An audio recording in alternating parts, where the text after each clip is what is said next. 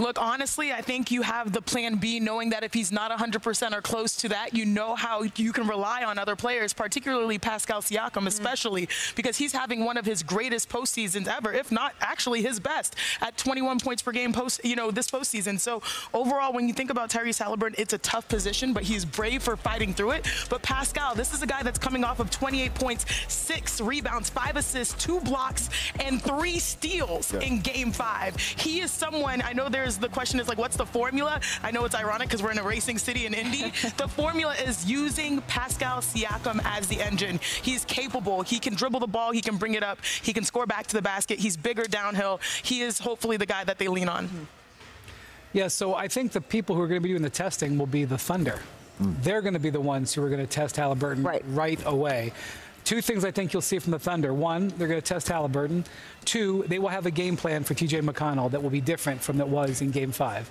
And I suspect that it may involve some of their better defenders. One of the things McConnell has really benefited from is going against the second unit. So this time, they know how important McConnell is. They know how important he is here because he fires the crowd up so much in this building.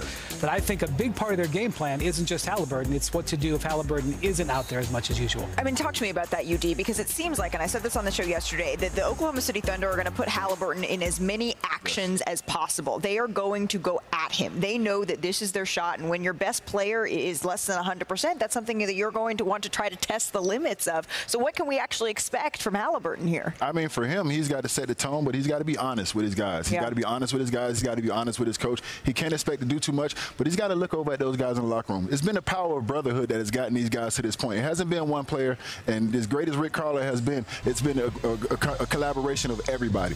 I'm looking at Nembhard. I'm looking at him as a guy who in the Eastern Conference Finals last year was a guy who exploded, and maybe he can take a step forward and take some of that pressure off him, because if he brings the ball up the court, they're going to turn him and pressure him 94 feet every single time with a calf injury, with a team that likes to get up and down. Yeah, but I do believe that his special power is still his passing. If he's able to create advantageous situations, just even if he's not 100%, but he's moving, he has that special gift to still get his teammates going. So I don't want to say he's all the way down and out. He still has some skills, but it will be a bigger, tall task for him. And Shams, you know the psyche of Tyrese Halliburton. I mean, he is a guy who wants to be out there, who wants to do everything for his team. He really wears Indiana. That is who he is. It's his pride. I mean, listen, like I said, if this were the regular season, he would not be playing. But he has said it in public and private, like, this is the finals. I want to step foot out on the court. If I can walk. I mean, there are a lot of players that wouldn't be playing through this calf strain because of what it could mean with your Achilles and other ailments in your body. But we've seen in these playoffs, Aaron Gordon played through a grade 2 hamstring strain, another soft tissue injury. So Tyrese Halliburton, don't know how he's going to look. Like, I think there's genuine, in some parts, concern. I think there's some parts wondering, like, just exactly what can he give them. But because we've seen this Pacers team, when he's revved up and he's going, they are a dominant team. They've been dominant. When he's not, this team struggles, and they don't win much when he's not playing his best. And it'll only be exacerbated by the fact that they're playing an Oklahoma City Thunder team that is motivated and that is talented as all get out. Hey, coming into these finals, there were still some questions, and they were whispers of questions, but about the age of this Thunder team, the experience on this stage, the grit of maybe someone like J-Dub. We have learned so much through the 3 wins that they have through these NBA finals so far. In fact, let's just take a look at what exactly we have sort of gleaned here, starting, Chiney, with our electric moment presented by Hyundai. This is back to Game 2 here, and this is where they use the pick and roll to Shai Gilgeous-Alexander's advantage. Yes, Malika, they found the cheat code in setting the pick and roll far, near half court, actually the highest distance he's ever had, getting a pick and roll right there. It's 33 feet, because he's going to attack the drop coverage. He has 3 lines of defenders in front of him. It does not matter. He's going to get to a sweet spot. He leads the postseason in mid-range makes for a reason. That's what mid-range MVP, that's the nickname right there. And again, here's another excellent screen by Caruso, but this time the paint is wide open. He's so excellent not relying on the 3-point shot, because guess what? The highest percentage shot right there is a layup.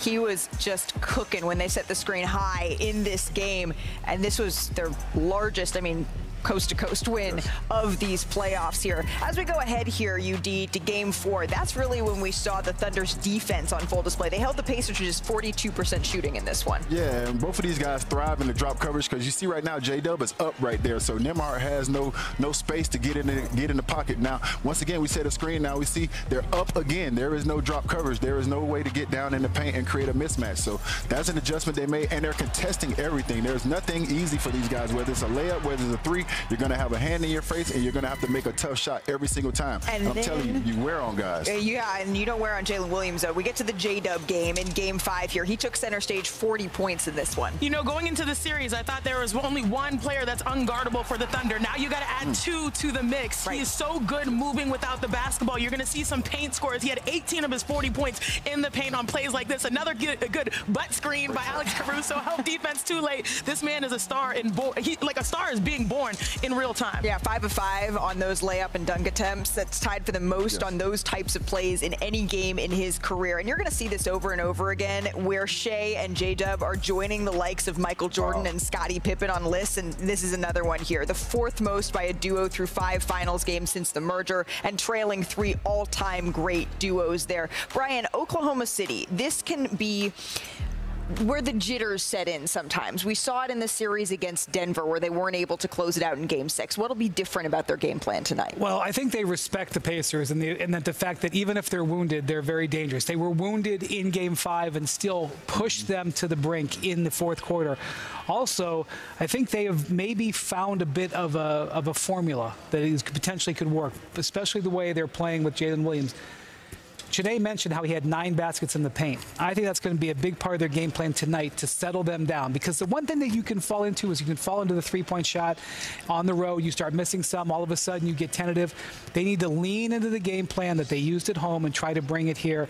And the thing about it is, while we don't know how Tyrese Halliburton is going to feel tonight, if you let the Pacers off the hook tonight with a subpar performance and get it to Game 7, Tyrese Halliburton gets 3 more days. So I can promise you he will feel better on Sunday. The Thunder want to make sure he's on vacation on Sunday, not playing Game 7. Yeah, and if you're OKC, you definitely want to close this out. You don't want to give this team another chance. When I look around, I look at the last game, OKC had 4 guys in double figures. Indiana had 5 guys in double figures. If you take away the 40 points from J-Dub, take away the 5 layups, that's 10 points right there, then you're looking at a completely different situation. They need to take a page out of OKC book with their help side defense. You can't give a guy like J-Dub, who's exceptional scorer, 5 just easy layups. That just gets him going, and now everything else is just automatic. Yeah, also keep an eye on Chet Holmgren. I feel like he played very well here in Game 4, had 14 points, 15 rebounds, something like that. Like, to me, I think he's the X factor, because we know we've been talking about this duo combining for 71 points. Now they're going to look at the other member of the big 3 and say, like, what can we do to either neutralize him or get him going? Yeah, and if Jalen, I said this, if we get Jalen Williams from Games 1 and 2 versus Games 3 and 4 and 5, rather, it's been an entirely different version of J-Dub. If he keeps going, I'm not sure there is much that the Indiana Pacers can do, especially defensively, to be able to slow down this team. We got a lot more to get to here on NBA Today, though, including $10 billion. Billion? A billion. Show. They changed the song. Our experts are going to break